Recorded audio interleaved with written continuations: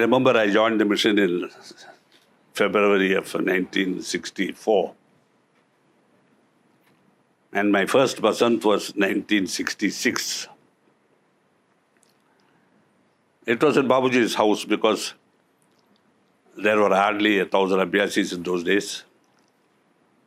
And only about 150 people turned up for Basant. So we used to be accommodated in his house. Those of you who have seen his house know his bedroom, then inside courtyard, then services room as it was called, then Lalaji's room. So we used to be about 60, 70 people accommodated like that. And there were only 3 toilets, dry toilets. So we had to wake up at about 3. And there was only one pump, one well, one pump. You have seen that well here. It was a hand pump. So from 3 o'clock it started, you know. And it is amazing how in that cold, before sunrise, the water is warm from the well. If it is tank water, you are dead because it would be freezing. This was actually warm. So after you poured it on yourself, it became cold. Because it's contained in the earth, you know, in the heat. So we had to go to the toilet and then come and quickly bathe in one, say about 10 liters of water. And you couldn't regulate because you had to pour it out over yourself. And then 6:30 was the satsang, but we used to be ready by 4. And we had a front courtyard about this size of this room. Before this part was not here, you know. And that was the paved part you see again there, which is now paved. And there we had a tent, flat roof tent with what they call the sides, you know. 1 foot open here, 6 feet open there, wind blowing in from all sides. So we would sit on the dari, and in that arch, leaving the first arch, the second arch, next to the pillar, Babuji had his chair. For my first Basant, we were about 40, including Babuji. Can you imagine all India attendance? 40 people, including my master. So for that, we used to struggle for proper seats close to him. I mean, the man farthest away was, if Babuji was sitting there, I was here. But the disadvantage was the wind was blowing from that 1 foot open. And by Jove, it was cold. You cannot, in January, I'm sorry, because during my experience of Shahjahanpur, the earliest was 16th December and the latest was 12th February. Basant could be anywhere in between. Earlier it was, the more cold it was. So we used to go and sit, have these blankets. In those days, we didn't have these synthetic fill stuff. They were not available. They came much later. So this blanket, put it here, you put it here, tuck it under your thighs, knees. 4 o'clock. And inevitably, because the stone floor you are sitting on is cold, your kidneys began to work, and at 6 o'clock, we'd have to go rush to the bathroom. Rush, come back. In between, they had, adjusted themselves comfortably. And you had to sit and squirm into your place. And then at 6:30, Babuji Maharaj would appear, and we had generally 1 hour, It was never less, often 10 minutes more. So Basant was like that. Then we all had weak tea, as I told you, which was like water of life, It was all bliss. Once I commented on Babuji, how at the end of Basant, the atmosphere suddenly changed. He said, yes. You can see it is like a blanket Lalaji lays over the atmosphere, over the house, And that gives the special atmosphere. And at the end of this Basant, he just pulls one corner and whisks it off. He says, you see the grace of Lalaji Maharaj. I said, why don't you keep it? He said, I can, but it's no good because this is a special occasion. It is a holy birthday for my master. So it's a very special atmosphere. That's why I request people to come. Why I am saying this, in those bitter, cold days, stone floor without any cement on it, bricks, exactly like what you have got there. And we were happy. Inside my room where I was sleeping, there was a big ventilator on the wall. And because it was a thick wall, I don't know why they didn't have a flat window. It was sloping inside like this, inwards, a 45-degree slope. At night, the wind came in, like a river of cold falling on you. And all we had was a bed of, after the wheat harvest, all the wheat hay was spread on the floor. And there are like our not blankets, that is, cotton. One was spread and we slept on it. And the doors, they were the old primitive doors, planks put together and chinks in between. And then they had a chain with a ring here and which fitted into another ring. So once it was closed, it could open up to here. Wind blowing from there, wind blowing from here. And we were about 32 in my room. Out of 32, 29 at least was snoring all night. And then frequently people getting up to go out to the toilet. It was absolute tamasha. And I became a secretary in 1970. I was made a preceptor in 1967. I joined the mission in 64. I became secretary on Basant Panchami Day 67, a preceptor, and I became general secretary of the mission. I was the first and last general secretary of the mission. And all those years, it went, as if we were going on a trip to heaven. We used to go by train from here, third class sleeper, my wife and I. And she could not accompany me every year, of course. At Nellore, which is about 100 miles from here, we had a contingent of Abhyasi joining us. In those days, about 32, 35 people. Vijayawada, another 30 or 40 people. Ramagundam, Kazipet, Hyderabad people. Then Nagpur, then Bhopal, Jhansi, Agra, everywhere Abhyasi joined. When we left here, we were about 40 Abhyasis. When the train stopped at Delhi, we were almost 600 or 700 Abhyasis. And we used to carry books from here because they were all printed here. Books were all printed and we used to carry them in cartons. And we had to get off at Delhi, go to another train on another platform, sometimes 3 platforms away. We carried them across the tracks, handed over. And once we were 72 passengers, my group from Madras, and 70 cartons of books. When the Kashi Vishwanath train for Banaras, by which we used to travel to Shahjahanpur, came on the platform, it was already packed full. Not one person could have got in. But the head waiter or the head porter, Sardar, he looked at us and said, "What are you all doing standing?" I said, "I want to get into this train." He said, "How many are you?" I said, "We are 72 and we have these books, 70 cartons."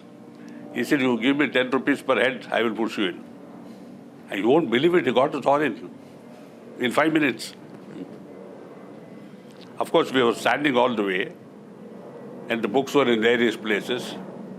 Soon after we left Bareilly, we started conveying the books to the door on all 4 sides because the train stops in Shahjahanpur for 3 minutes. And by that time, everything had to be offloaded. We were more concerned about the books than the passengers. So moving the books parcel by parcel, when we came to Shahjahanpur, it was pitch dark, there was no power. And it was winter, of course, so the sun sets at about 4 o'clock. Pitch dark. In that pitch darkness, using small torches, we got everything counted and loaded all rickshaws and went to the ashram. By then the ashram was under construction. The first 3 or 4 years of our Basant, we held in Babuji's house. 64, 65, 66, 67. 68, we engaged one, what we call Dharamshala, where about 200 people could sleep. By then, The attendance were about 300. Then 68, we had to engage another dharamshala. By then, because 800 people were now coming. And then till 74, we had only these dharamshalas and Babuji's house. And then, of course, in 75, the ashram was built and inaugurated. So why I'm telling you all this is because nowadays we are too much used to comfort, good living, hot water, cemented tiled floors, level. We never slept without one corner of a brick poking into our back or body somewhere. Never. We have often slept in the open, in rain. And nobody felt least discomfort, because there was always somebody more uncomfortable. Now we only see more comfortable people. The first Europeans started coming in 72. Of course, they were the Danes, you see. When it was freezing, they took off their shirts. And they said, oh, it's very humid chai, it's too warm, at 0 degrees. So Babuji said, these people must have been whales in a past life. I said, why whales? Because he said, they are in the cold climates. They don't come in warm waters. And then I think it was in 76, by 70, Mr. Devram Chawda of Navsari brought one of the small, Indian boilers, copper boilers. It has about 4 buckets capacity. The first man got hot water. Thereafter, when they poured cold water into it to fill it up, they put out the fire. But, they felt some comfort in drawing water from the boiler, imagining it was hot. And, of course, it used to smoke. See. And Babuji got all the smoke because the morning breeze entered into his room. And he used to wake up with his eyes like this, red. He said, "Kya jal raha hai?" I said, "Your boiler." So I remember I suggested buying a bus when the ashram was constructed, buying a small bus to take up abhyasis up and down to the station. He said, it is a good idea, but I don't like abhyasis to have too much comfort. Then spirituality goes. If you give them a little comfortable bed, they will not get up on time. It's better they should not sleep and benefit spiritually than they sleep and they have no benefit at all.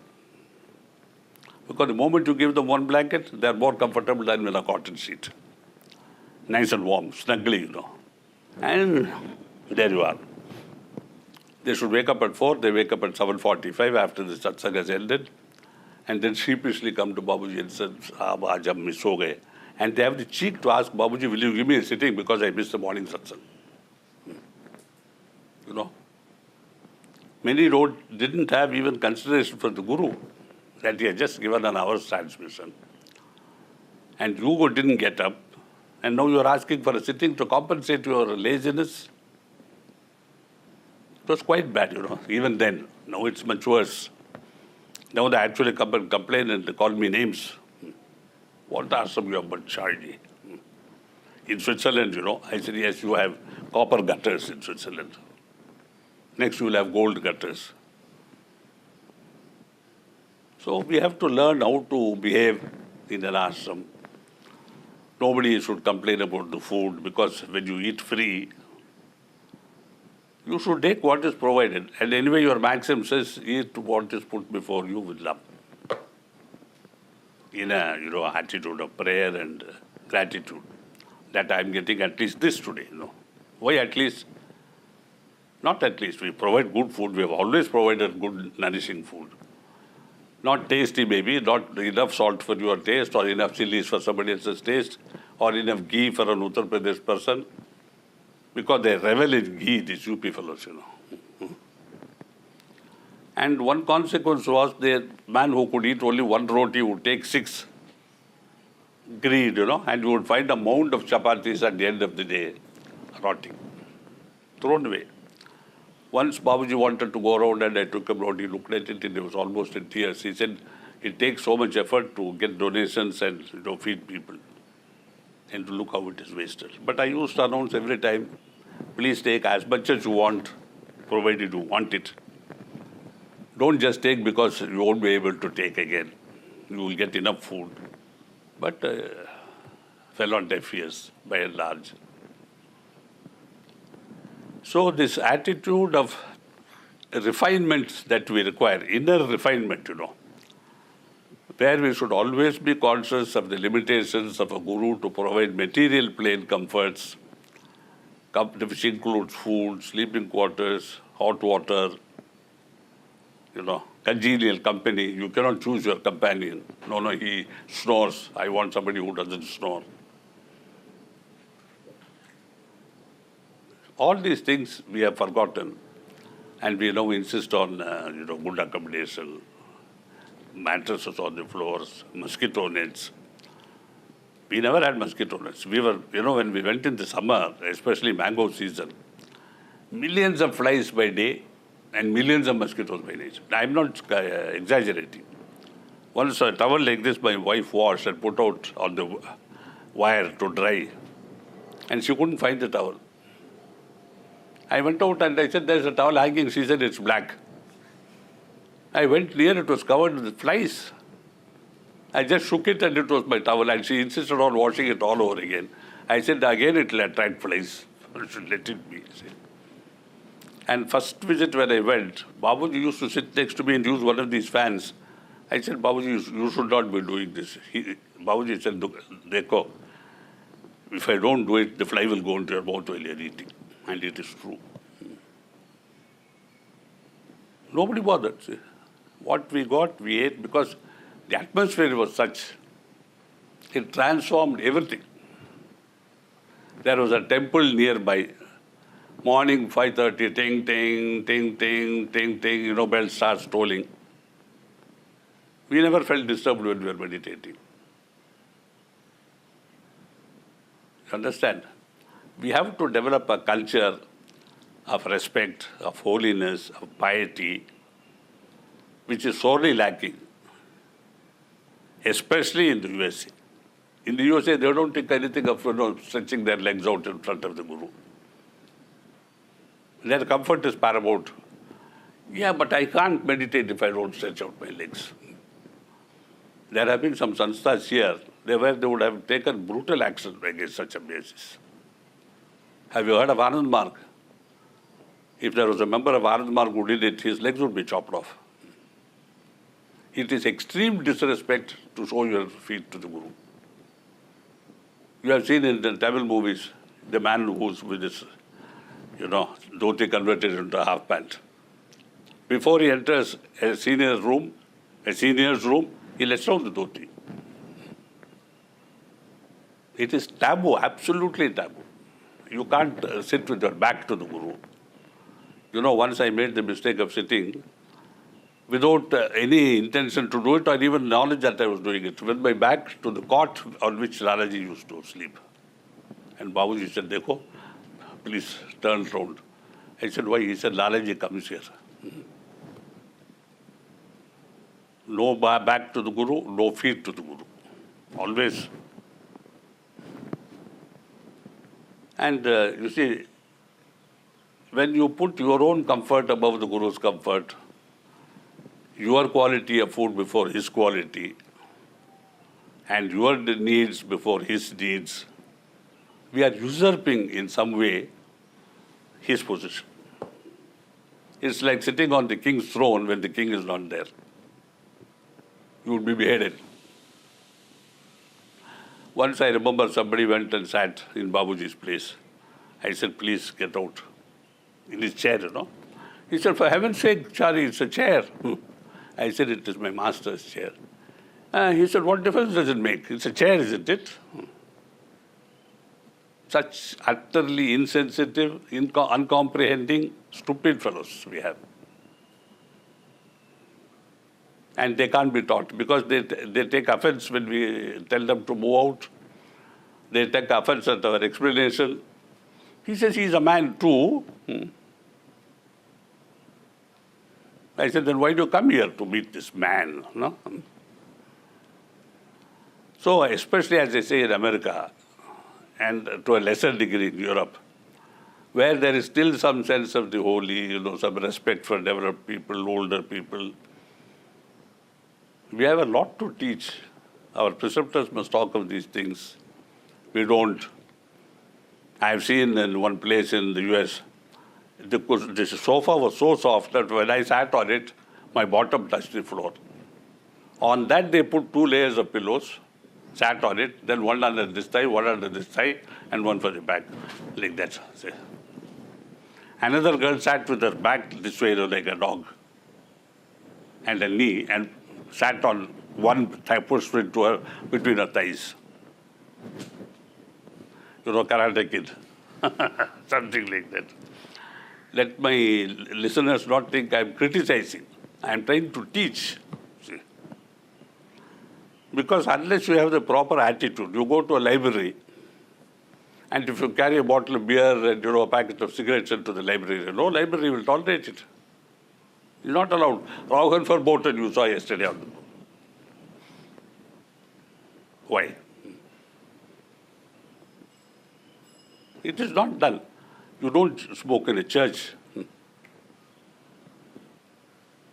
So we should learn that without the proper attitude, I remember in this movie called the 42nd Chamber of Shaolin or something, this tiny, small upstart, who wants to go forward very fast. He's not able to master the tricks of the trade, but he wants to move from chamber to chamber. He one day barges into the chamber of the highest level. And that fellow just looks at an old Chinaman, about 90 years old, with a wisp of a beard and strings for his moustache. He just said like this, and that fellow goes flying 40 meters. We don't manifest these things. We are not permitted to, even if we have it. But such can be the consequences of disrespect, of disobedience, of asking for too much. If you read the novel David Copperfield by Charles Dickens, there's this fagin, and the school for pickpockets. And one wants a little more food in the morning. With great courage, he goes and says, I want more. And that sort of a watchman who stands with a big stick, he bangs it and says, you want more? I mean, it's the ultimate sin to ask for more in that school. And it was a school for pickpockets. They had to hand over everything to that old man who ran the school. And this is more than a century old. You bow when you enter church. You bow when you go out. You walk with your face always facing the altar. Never turn your back to it. You remove your hat, and especially the ladies have to put on their whatever bonnet. There's always a certain sense of, because it's nothing to do with the guru. I don't think the guru demands. As we said, if you have to meditate every day, you must have a special place for it. Meditate at the same time every day, so that even when you enter there, that inner sense of meditation comes, and you are ready to sit and start meditation. One day here, one day there, one day out in the open, because Buddha statue is lovely, Chariji. I feel transmission coming from him. You hear this often. And one of our preceptors in the US had a big dog sitting next to her. When I remonstrated, I said, you can't have a dog here. She said, but Chariji, she's so spiritual. And I said, when we can't have satsang with the dog in, she was furious.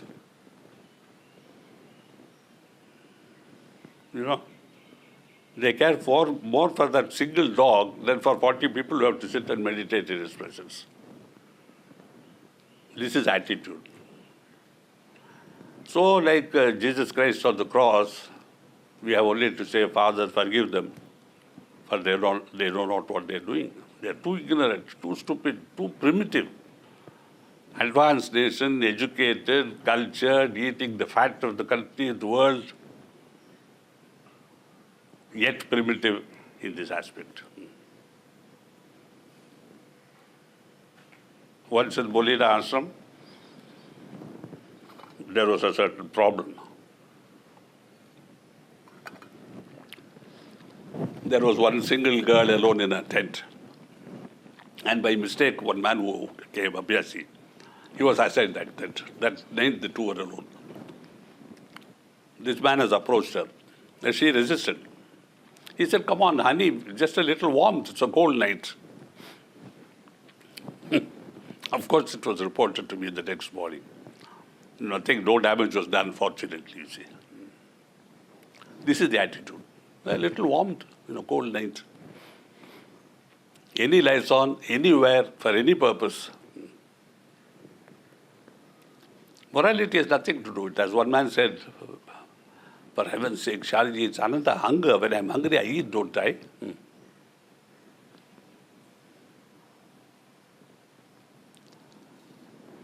So attitude is as important, if not more important, than environment.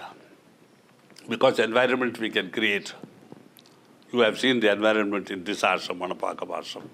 You can see it in any of our ashrams. Some may be greater, some may be lesser. But it is there. Because we meditate. But attitude you have to create in yourself, each one of you. See. If you don't, if you think we are the greatest nation on earth, and so therefore we can do what we like, you will remain the greatest nation on earth, but low spirituality will be there. Sir.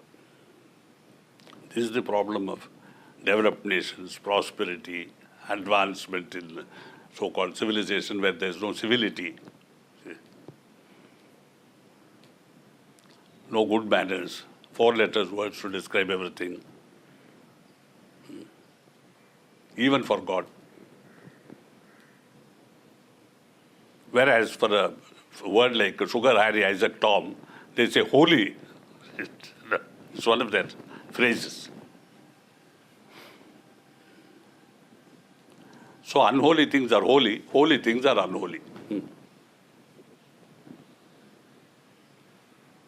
So what should we do to bring training to these people? A little sense of culture, a little sense of piety, of holiness, sanctity of a place. I saw a pair of sneakers being put into the wash along with the clothes. I said, you're putting this thing in? They said, it washes everything, it doesn't distinguish between sneakers and clothes.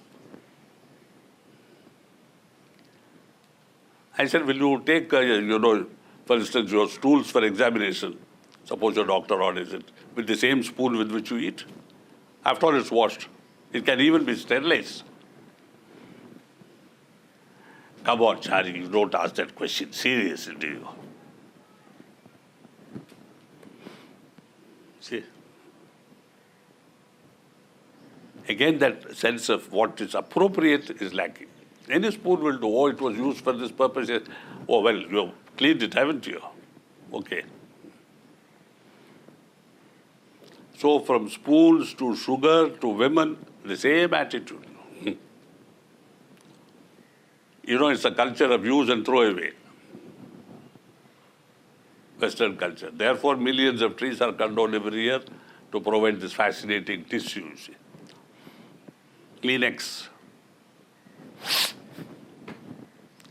It is not good to preserve it for a second time. I said, why? Oh, it's so cheap. It's only tuppence halfpenny per box, for a box.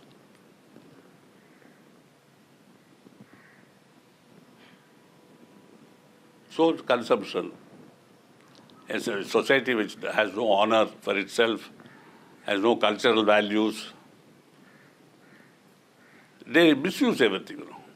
Trees are missed, trees are cut down, forests are raised, tissues thrown away, one use, second use, lipsticks throw away. Perhaps the maid wants to see a full basket of tissue, used tissue. Otherwise they will think madam is poor. Who knows? I don't know. Somebody may ask, but Chariji, does this have anything to do with spirituality? You are yapping away all the time about these things. Yes, it has. Because nature's resources must not be wasted, Babuji said. My master said, you have every right to take from nature what you need. No more. No more. You want to have water from the river? Take it. 10 buckets if you need. But don't store in your house when the river is running outside your house. You are earning ₹1,000,000? By all means, why not? Your capacity earns it. How much do you need? Use it. Let the rest flow. Flow means give it away in charity, do good works with it, feed poor people who have no food, clothe them. Oh, but I don't want to earn it, throw it away like that. So that when there's a culture of waste, charity goes a begging. Because I must have enough and more to waste, much more to waste. So 900 tons of cheese were destroyed in Holland. As I said the other day, it began with the Boston Tea Party, to my knowledge, where a shipload of tea was thrown into the Boston harbor. Otherwise, it would depress prices and the holy cow of profit,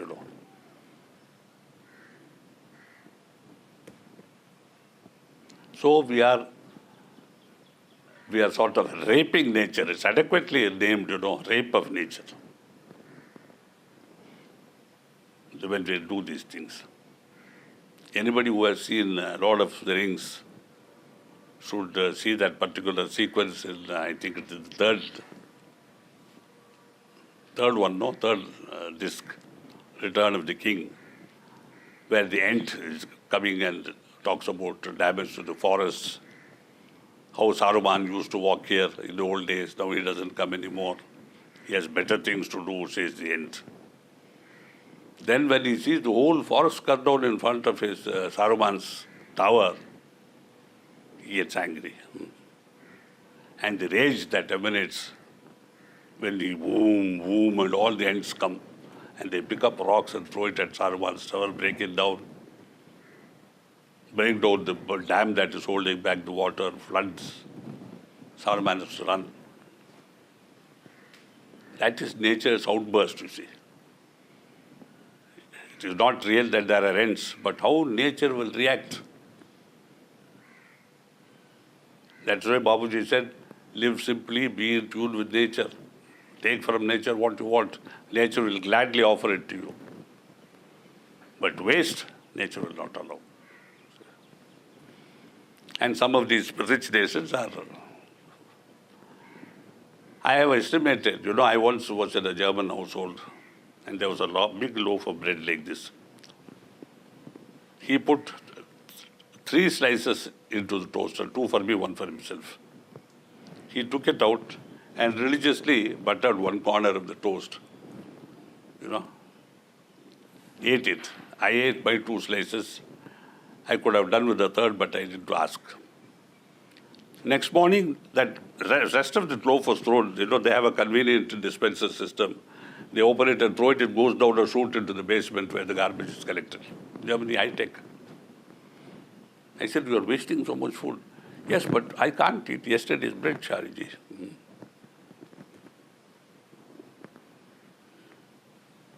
So you see, 3 slices out of perhaps 24 slices, 1/8.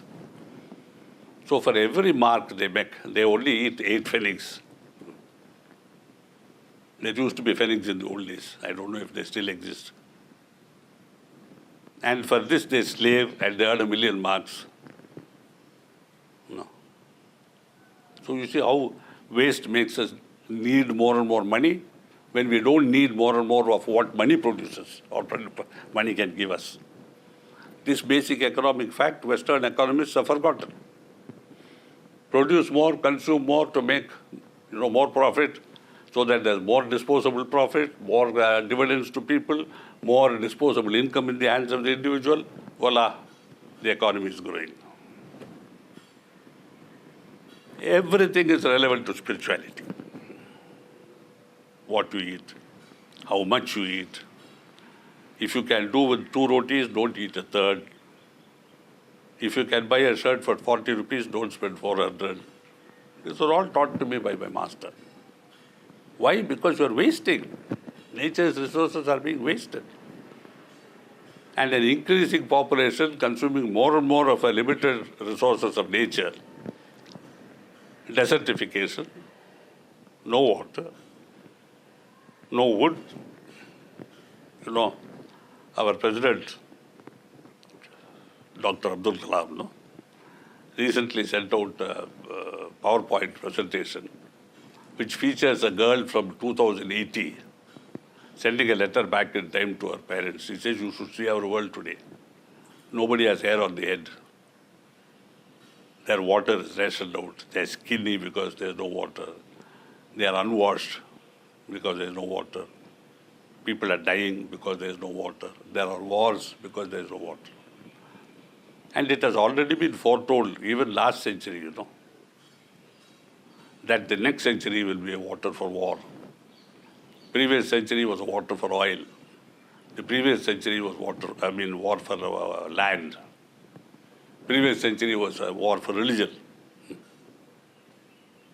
See, religion, expansion of territories, oil, no water. And surely it's coming.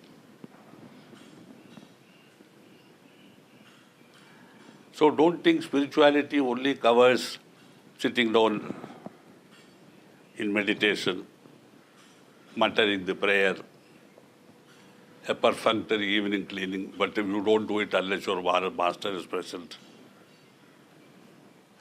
Night prayer, I don't know how many do before they go to bed. Night cleaning, they don't do. And then they write about nightmares, about sexual dreams bothering them. So many things, you see. If you feel guilty for anything, your spirituality is going. Even if you feel, oh, I have wasted water today, you know, I had 4 buckets for my bath, whereas 1 would have been enough. Guilt doesn't have to be because you murdered somebody. Guilt is guilt for whatever reason. Like a man who has no money, he cannot say, I don't have 6 million. He doesn't have 10 rupees that he needs. It's enough if you don't have 10 rupees, no? It's enough to cause you misery. Yet Babuji Maharaj gave us the principle of illat, killat and jillat. He said, without this, there is no saintliness. He disliked the word sainthood, incidentally, because it says the hood of the snake, you know. Saintliness. Illat, killat, zillat means a man should have a little less money than what he needs. Not too much less, little less. You need 100 rupees a month. If you have 95, it should be enough. Then you spend wisely. You spend what is necessary to spend on what it is necessary to be spent. You have 105, oh, you say, I earn more than I need. And there goes all 105 wasted. Next thing is you must have somebody to criticize you always.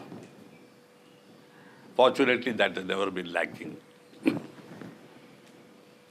Nature provides in the shape of abhyasis. Because then it makes you examine yourself. Is there anything wrong? You become introspective. That alerts you, like a smoke alarm alerts you to a possible fire in the building. These critics help. And what is the third one? Less health than perfect health. Then you don't do foolish things like mountain climbing and skin diving and bungee jumping and what all. It is this exuberant health, you know, caused by too much food, too much good wine, which makes you do these stupid things. I think because they are so effete and there's no excitement in their lives. So they have to do all these, suicidal things. I have a conviction that the Occidental civilization is replete with suicidal tendencies for one reason or another. Broken hearts, of course, there are millions of them. See, the Western civilizations, if somebody were able to take statistics, they would find broken hearts are about 70% of the population. Because their system of marriage, their system of romance, their system of, courtship. Today is fraught with so much danger to the women. So much unpromising romance, so much painful romance, often ending in childbirth when the man who proposed to her to be her husband for life just quits and says, I didn't bargain for this. She says, but honey, you also wanted a baby. He said, not now. It is frequently said that there are arguments in Western households whether we should have a baby or we should buy a car this year. And of course, car comes first. Next year, whether we should have a baby or we should go on a holiday to the Alps. Of course, holiday to the Alps comes first. No. I have a heart-breaking letter from an Abhyasi who says when on a holiday, she had a 5-minute romance without her husband. And 3 years later, feeling guilt, she told her husband. Since then, they have been estranged. They have 2 children. She doesn't know when he will go.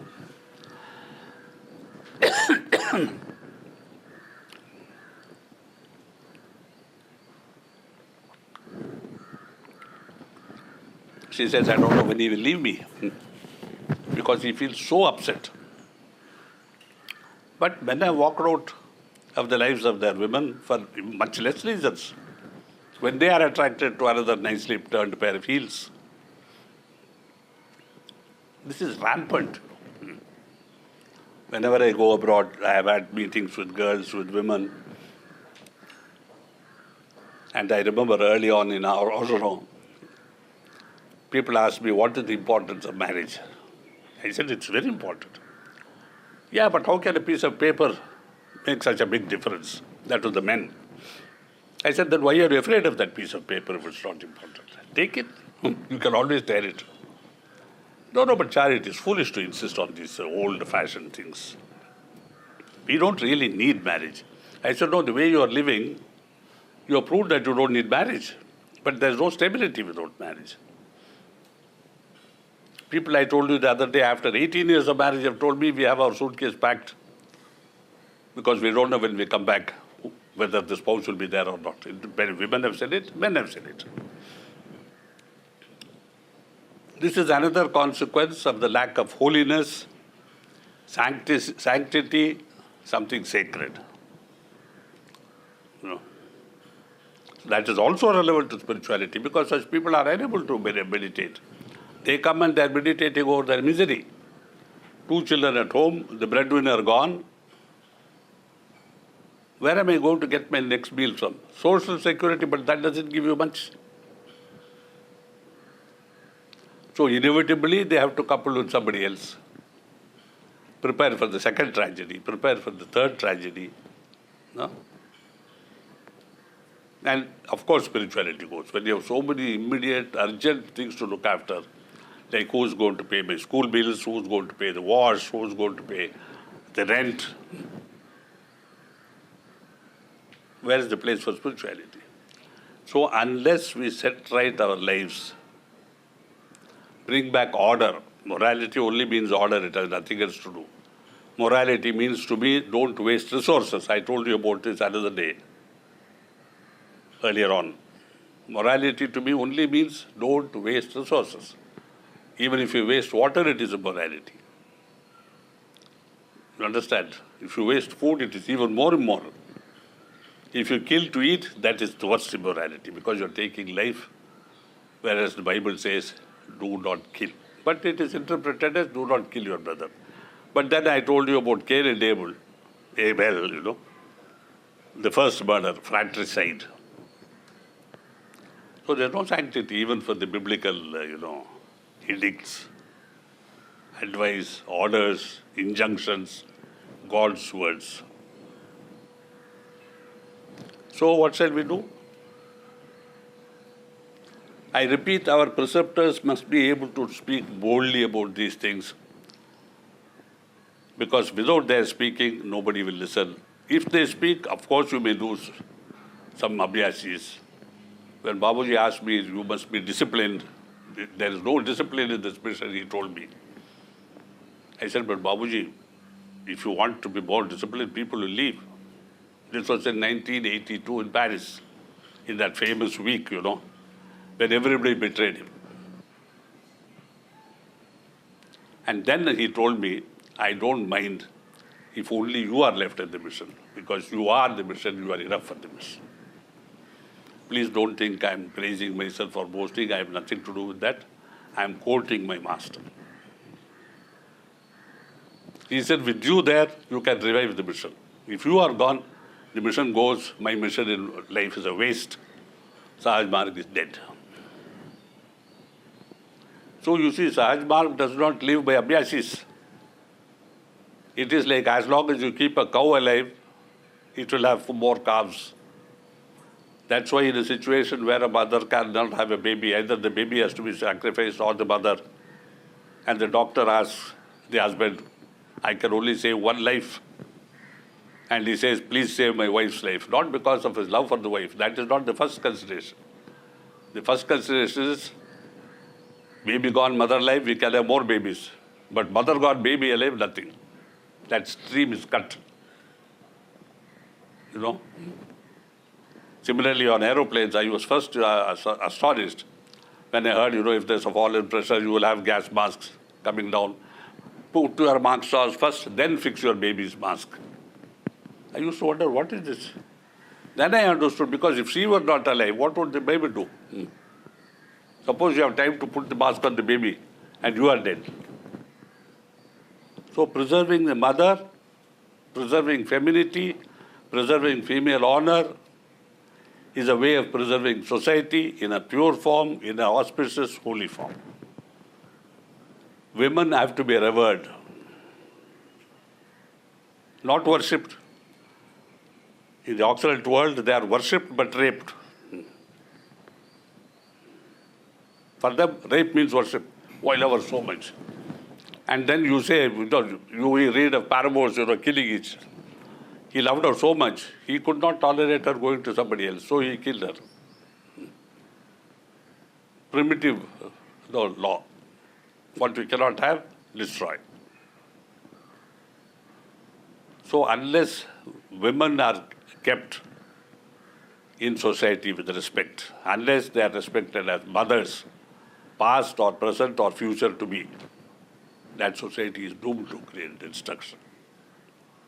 Swami Vivekananda said this in one of his very famous lectures, The Women of India. I would like all of you to read it.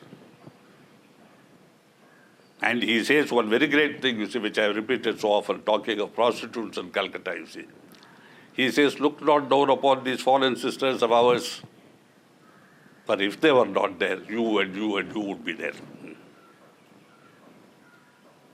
See, such is the glory of a land where women are respected, where marriage is a sacred thing, filled with love, not something filled with love, but totally, profane, disposable like a tissue, used and thrown away. So let us also teach our abhyasis all over the world that women have to be respected. Even prostitutes, because they are the safety valve of a society. It doesn't mean everybody should be a prostitute. Swami Vivekananda said, if they were not there, you and you and you would be there. Let us respect them. It's like a toilet in the house. It may stink, but if there's no toilet, the whole house will stink. So let us learn these common basic values of a society which should be really civilized and not falsely civilized because they are white, because they bathe, and because they use a lot of perfume.